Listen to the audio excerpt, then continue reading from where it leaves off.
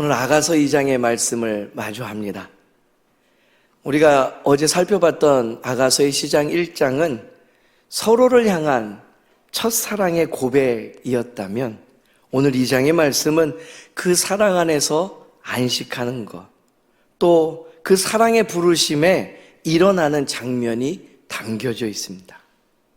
신랑의 확실한 사랑과 그 사랑에 응답해 일어나는 신부의 모습을 우리는 아가서 2장의 말씀을 통해 살펴볼 수 있습니다. 오늘도 두 가지로 그 은혜를 누리고자 합니다. 첫 번째는요, 주님의 사랑은 우리를 품으시는 사랑이란 겁니다. 같이 읽었던 4절 말씀을 다시 한번 한 목소리로 받들어 읽도록 하겠습니다.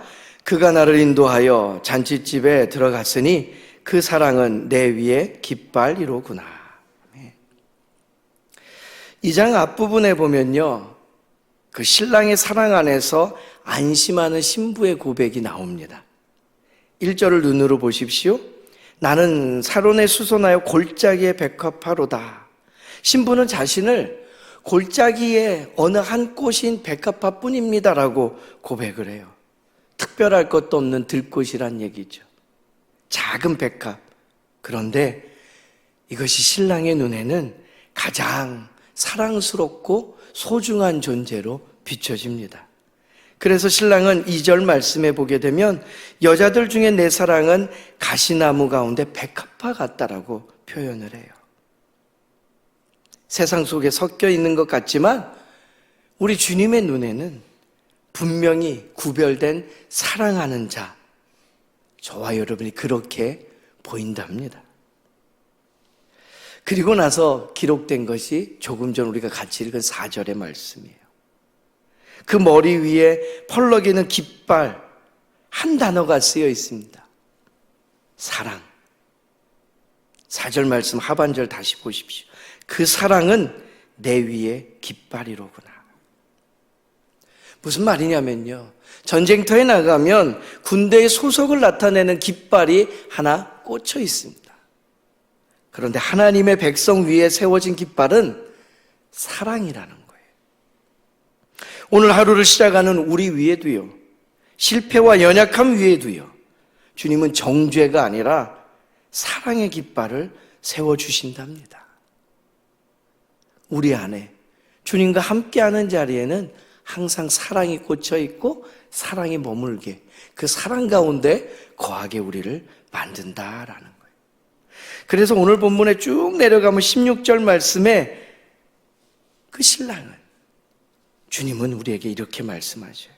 내 사랑하는 자는 내게 속하였고 나는 그에게 속하였도다. 우리가 주님께 속하였음을, 하나님의 사랑받는 자임을 주님과 함께하는 자리에 사랑이라는 깃발이 꽂혀서 알게 하고 확인시켜 준다라는 거예요. 이것은 언약의 언어입니다. 우리는요, 내 감정이 좋을 때만 주님의 것인 것처럼 고백하기도 하고 여겨지기도 합니다. 기분이 가라앉을 때에도, 삶이 어수선할 때에도요, 변함없는 약속의 말씀은 깨지지 않는 언약으로 우리에게 그 사랑을 알게 합니다. 이 사랑은요, 성경 전체에 흐르는 하나님의 마음이기도 합니다. 로마서 8장 35절에 그 사랑이 무엇인지를 깨달았던 바울은 이렇게 고백해요. 누가 우리를 그리스도의 사랑에서 끊으랴. 어떤 환난도 죽음도 세상의 그 어떤 것도 우리를 주님의 사랑에서 끊을 수 없다. 그 사랑을 경험한 바울은 고백해요. 사랑하는 여러분, 새벽에 눈을 뜨면 가장 먼저 떠오르는 것이 우리는 근심의 깃발일 때가 많습니다. 해야 할 일, 풀리지 않는 문제들, 염려의 깃발이 눈을 뜨자마자부터 우리의 머리 위에 펄럭이죠. 그러나 오늘 아가서 2장의 말씀을 통해 하나님께서는 우리에게 말씀하여 주십니다. 너희의 그 머리 위에는 사랑의 깃발이 펄럭이고 있다. 너는 나의 것이고 나는 너의 것이다. 오늘 하루를 시작하면서 우리의 영혼에 이렇게 선포하십시오. 나는 사랑받는 자로 일어난다. 나는 주님의 것, 주님의 사랑 안에 있다. 이 고백으로 하루를 여는 은혜가 저와 여러분 가운데 있게 되기를 간절히 소망합니다. 두 번째는요, 우리 주님의 사랑은 우리를 일으키시는 사랑이라는 거예요. 10절 말씀입니다. 한 목소리로 받들어 읽겠습니다. 나의 사랑하는 자가 내게 말하여 이르기를 나의 사랑, 내 어여쁜 자야 일어나서 함께 가자. 주님의 사랑은요, 우리를 불러서 그 사랑이라는 깃발 아래 편안하게 잠들게도 하지만 때로는 흔들어 깨우시기도 한다라는 거예요. 그 사랑은 우리를 주님 안에서 충분히 안식하며 쉬게도 하지만 동시에 일어나 부르심을 따라가게 하시는 사랑이라는 겁니다. 10절과 13절 말씀해 보게 되면 공통된 표현이 나와요. 나의 사랑, 나의 어여쁜 자야 일어나서 함께 가자. 신랑은, 우리 하나님은 그렇게 신부를, 우리를 계절이 바뀌었음을 알려주며 흔들어 깨우십니다. 11절과 12절이 그것을 우리에게 알게 해요. 겨울도 지나고 비도 그쳤고 지면에는 꽃이 피고 새가 노래할 때가 왔다라는 거예요. 영적으로 말하면요, 죄와 절망의 겨울, 포기와 낙심의 겨울이 이제 지났다라는 거예요. 은혜의 봄이 오고 회복의 봄이 왔다라고 선언케 하시는 거예요. 그런데 문제는 뭡니까? 봄이 왔어도요, 신부의 마음은, 저와 여러분의 마음은 여전히 겨울일 때가 있다라는 거예요. 하나님은 변화를 이끌어내시고 우리에게 회복을 허락하여 주시는데 우리는 여전히 주저앉아 있을 때가 있다라는 거예요. 그 음성을 듣고도 주저앉은 채 일어나지 못할 때가 있다라는 거예요. 그래서 주님은 사랑으로 우리를 흔들어 깨우십니다. 일어나라, 함께 가자. 믿음의 걸음을 멈추지 말고 사랑의 수고를 포기하지도 말고 주님과 함께 새로운 순종의 자리로 나아오라고 우리를 초대하고 계십니다.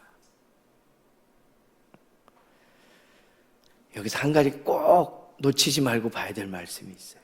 15절 말씀이에요. 작은 여우가 등장합니다. 포도원을 망가뜨리는 아주 사소해 보이는 것이에요. 그게 뭐 그렇게 큰 일을 일으키겠어? 라고 말할 만한 거예요. 큰 죄도 아니고 큰 사건도 아닌 것 같아요. 조금씩 우리의 마음을 갉아먹는 작은 여우들이 있더라라는 거예요. 쌓아둔 서운한 마음이요. 습관이 되어버린 비교와 불평하는 것들이요. 에이, 나중에 하지 뭐. 미루는 그 마음들이요. 하나님보다 바빠진 나의 삶의 방향이요. 이런 것들이 사랑의 포도원, 그 은혜의 봄을 허물어버리는 작은 여우와 같은 것들이라는 거죠. 그래서 주님 말씀하십니다. 작은 여우를 잡으라고요. 사랑의 부르심에 응답해서 내 안에 작은 여우들을 주님 앞에 가져다 놓는 것, 그것이 회개고 그것이 순종의 시작입니다. 이 부르심도 성경 전체에 흐르고 있음을 우리는 알고 있어요. 에베소서 5장 14절 말씀은 이것을 이렇게 증거합니다. 잠자는 자여 깨어서 죽은 자들 가운데서 일어나라. 그리스도께서 너에게 비추시느니라. 할렐루야.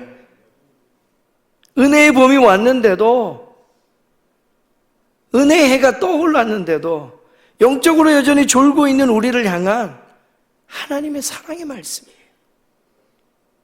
우리 주님의 사랑은 우리를 그렇게 깨우고 일으키고 빛 가운데 서게 하시는 사랑이라는 겁니다. 예수님의 사랑은요, 우리를 단지 위로만 하시는 사랑이 아니라 이처럼 이제는 따라오라고 부르시는 사랑입니다. 일어나서 함께 가자. 내 마음의 작은 여우들을 내게로 가져오고 사랑의 포도원을 함께 가꾸자. 오늘 하루 주님과 함께 걸어야 할 한 걸음의 순종이 무엇인지 이 새벽 떠올려 보길 원합니다. 오래 미루었던 회복의 전화 한 통일 수도 있습니다. 마음속에 숨겨둔 작은 여우, 그 서운함과 불평을 내려놓는 회개일 수도 있습니다. 다시 말씀 앞에 앉기로 결단하는 작은 습관의 회복이 될 수도 있습니다. 우리 하나님의 사랑은 우리를 품으시고 그 사랑은 우리를 불러 일으켜 세우십니다. 이 두 가지가 함께 있을 때 우리의 신앙은 봄을 맞이하는 겁니다. 겨울을 준비하지만 이때가 지나고 다시 오게 하시는 그 봄을 누리는, 영적인 봄을 맞이하는 저와 여러분 되기를 간절히 소망합니다.